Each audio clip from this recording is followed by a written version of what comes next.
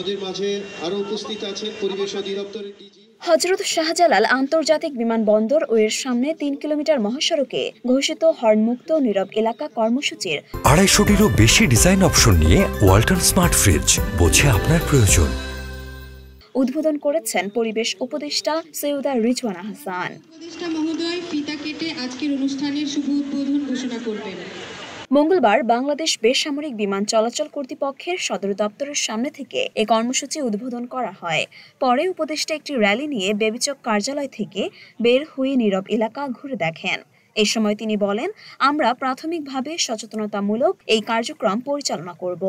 আপাতত এই এলাকার ৩ কিলোমিটার নীরব এলাকা ঘোষণা করে সূচনা করা হয়েছে। আসলে সবাই সচেতন এবং নিজ নিজ জায়গা থেকে সচেষ্ট হলেই আমরা এই নীরব এলাকা কার্যক্রমটি বাস্তবায়ন করতে পারব।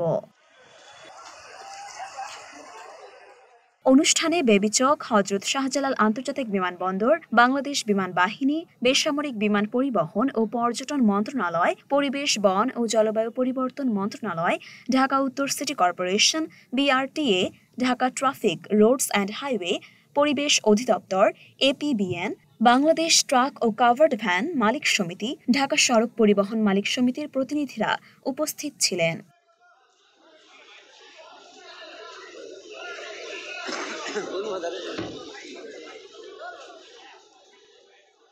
মরিয়ম মিম, ঢাকা পোস্ট।